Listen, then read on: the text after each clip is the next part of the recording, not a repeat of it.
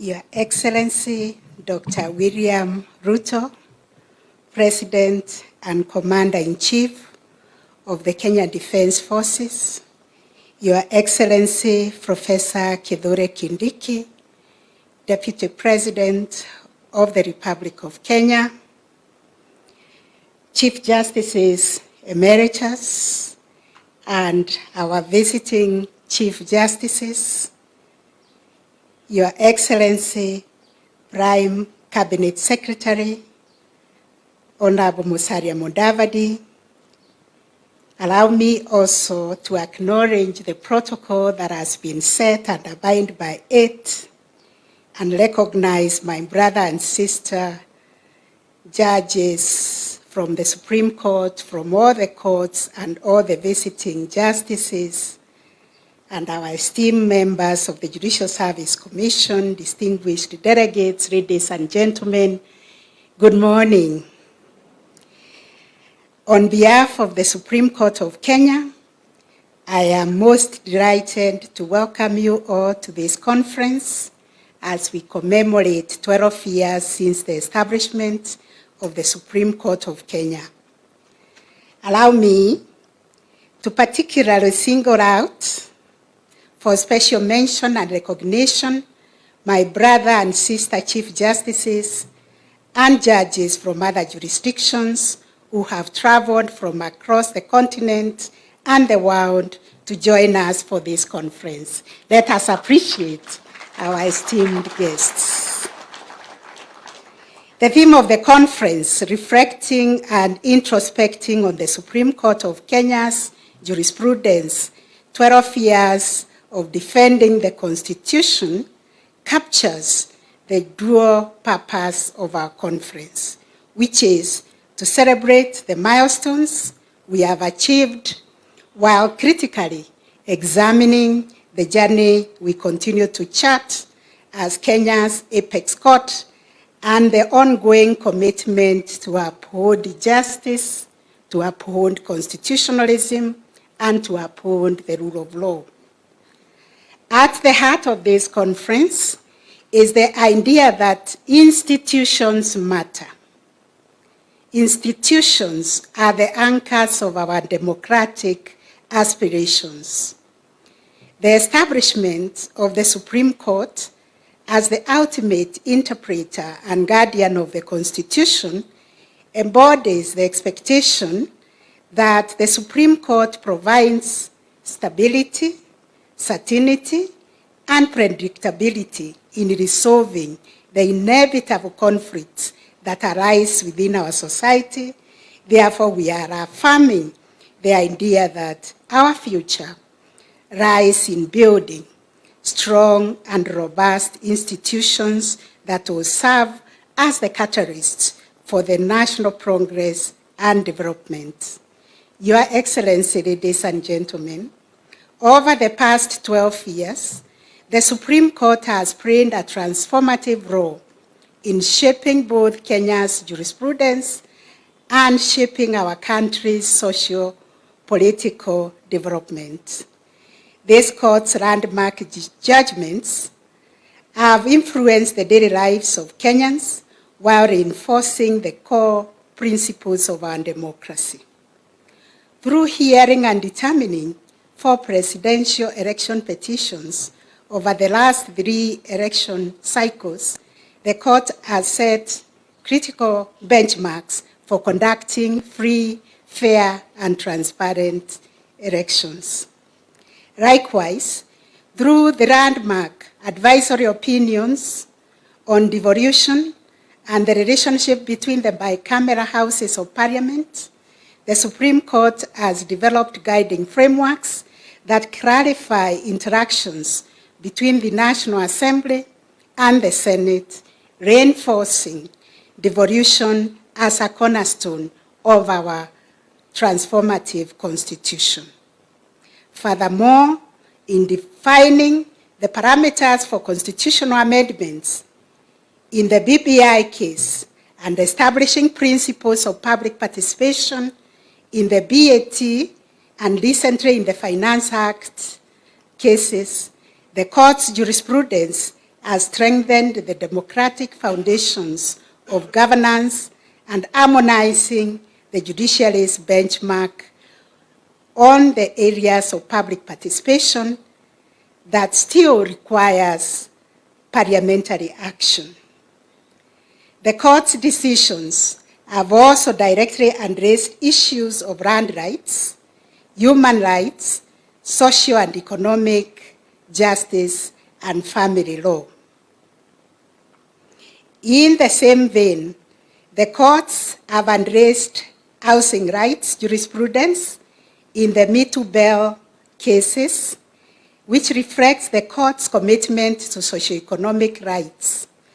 The courts have set jurisprudence guiding the families on how to uphold the family as the cornerstone of our society.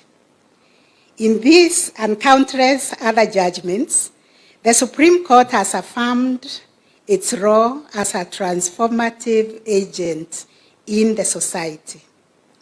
Despite the inevitable pitfalls of perception, all capture that come as a result of the court's invitation to address political questions, the court's jurisprudence has purposefully harnessed the Constitution as a powerful tool to promote the well-being of individuals and driving societal transformation for the common good. Notably, the decisions of the Supreme Court of Kenya have garnered significant respect and citation across the region and beyond.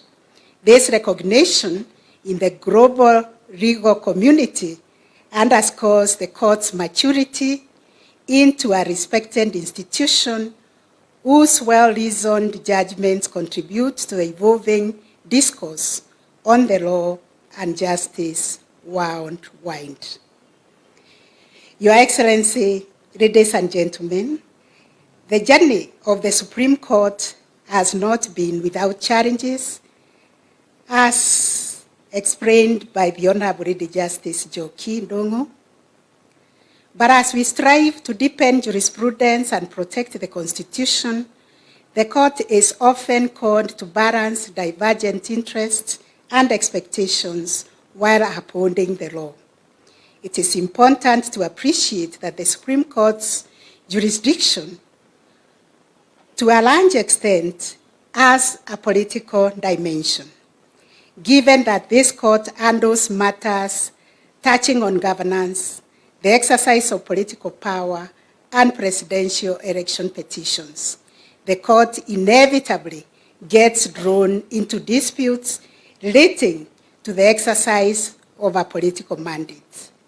And this has led to the court being subjected to political verification and being a target of political rhetoric over the past 3 electoral cycles.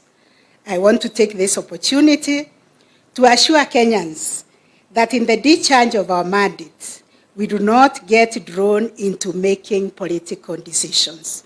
We look for legal solutions for political disputes.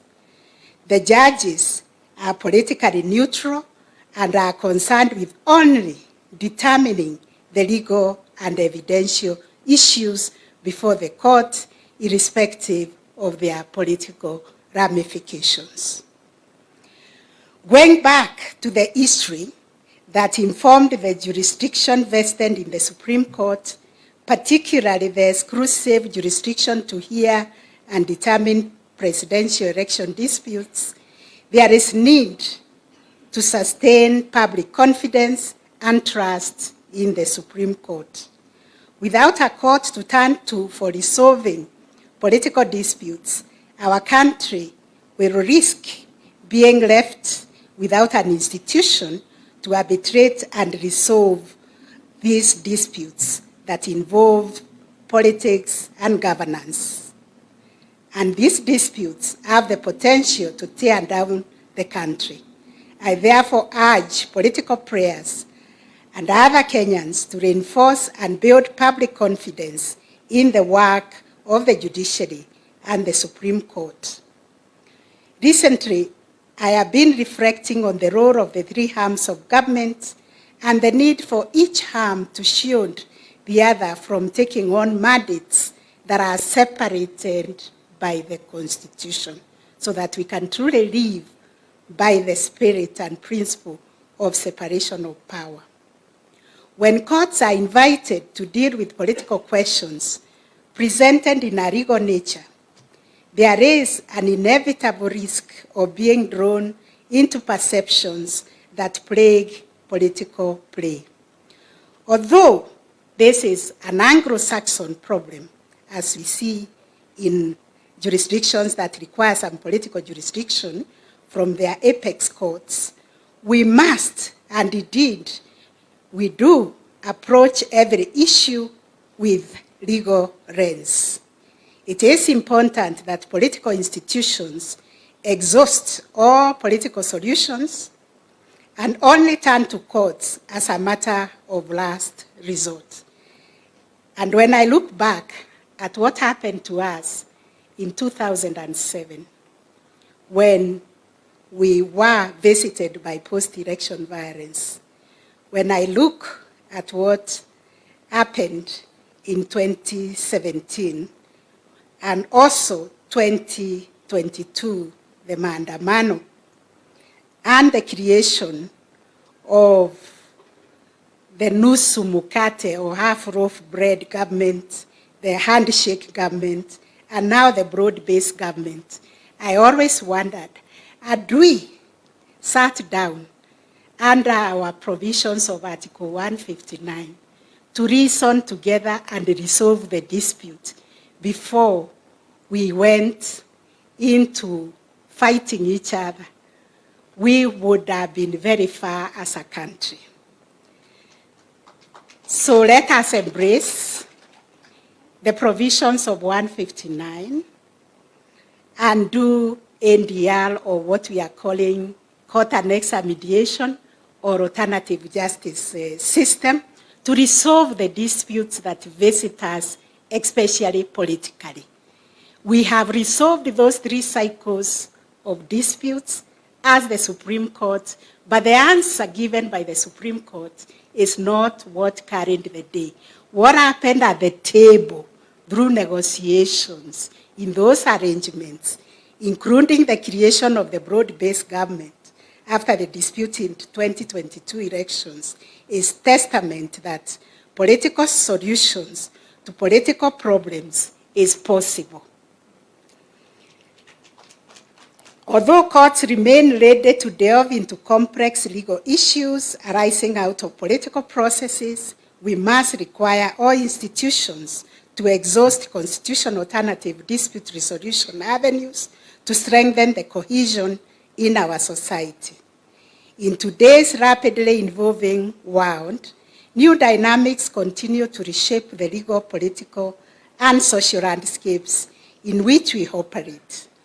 Challenges such as deepening social inequality, the urgent realities of climate change, political competition, which introduce complex issues that demand careful navigation and thoughtful judicial responses.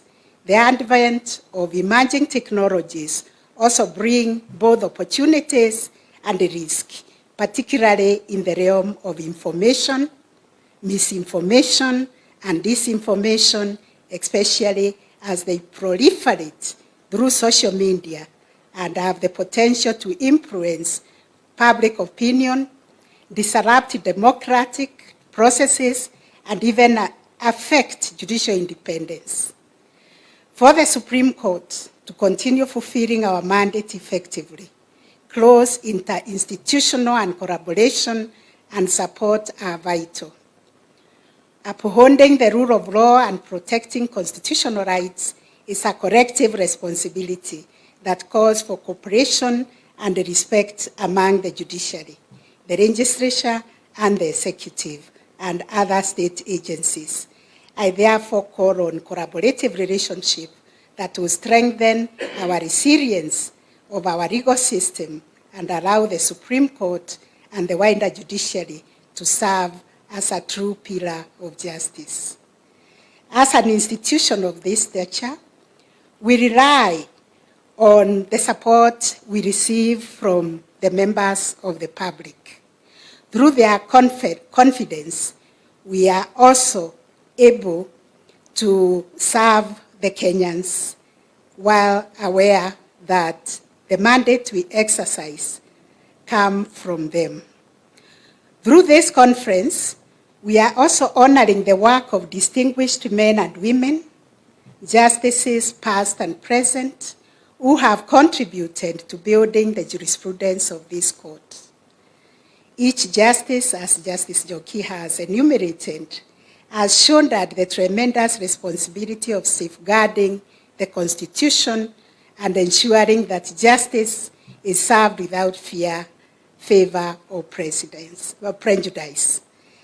I can say it publicly that the justices of the Supreme Court are men and women committed to upholding the values and principles of our Constitution. This commitment is not merely rhetorical. It is a responsibility that each of them carries, and one that we do not take lightly. Their work is often solitary and demanding, yet they consistently uphold their judicial oath and do so with honor and integrity. I therefore wish to introduce my esteemed colleagues serving on the Supreme Court bench, the Honorable Justice Philomena Mwiru, who is the Vice President of the court, the Honorable Mr. Justice Mohammed Ibrahim, the Honorable Justice Mokin Wanjara, the Honorable Justice Joaquin Dungu, the Honorable Justice Isaac Lenaura, and the Honorable Justice William Ouko. I am also privileged to introduce past justices of the court, led by our Chief Justice, retired Justice Professor Willy Mutunga, the first president of the court. The Honorable retired Justice David Maraga, the second president of the court. Honorable retired Justice Dr. Nancy Mbalasa, the first vice president of the court. I introduce in absentia the retired Justice Kaupana Rawo, the second vice president of the court, the Honorable retired Justice Dr. Philip Tunoi, and the Honorable retired Justice Professor J.B. Ojuang.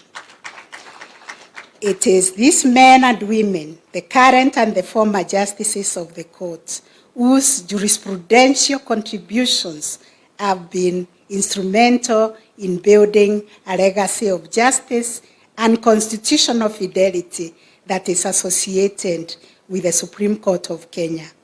Supporting these justices are the registrar, deputy registrars, law clerks, and numerous court staff, both past and present, who make the court's work possible. Their efforts behind the scenes are indispensable, for they ensure that the Supreme Court can fulfill its mandate to the highest standard. To all of you, asanteni sana. And in conclusion, as we celebrate 12 years of the Supreme Court's work and impact, we are conscious that the road ahead requires our renewed vigor, our unity of purpose, and a deep-seated commitment to justice. I take this opportunity to assure Kenyans and all of you present in this conference that the Supreme Court of Kenya will stand rock solid as a constant guardian of the Constitution and the rule of law in changing times. The court will continue to be a beacon of justice, a champion of constitutionalism, and a defender of the rule of law going forward. I encourage each one of you to engage fully in the sessions that follow, contribute your insights, because we are here to learn so that we can collectively shape the future of the Supreme Court of Kenya. I thank you once again for being part of this holistic conference, and I look forward to a very, very vibrant conference. And with those remarks, ladies and gentlemen, Your Excellency the President of the Republic of Kenya, it is my honor, a very, very singular honor, for me to invite His Excellency the Deputy President, Honorable Professor Kindiki, to come and give his remarks. Thank you very much.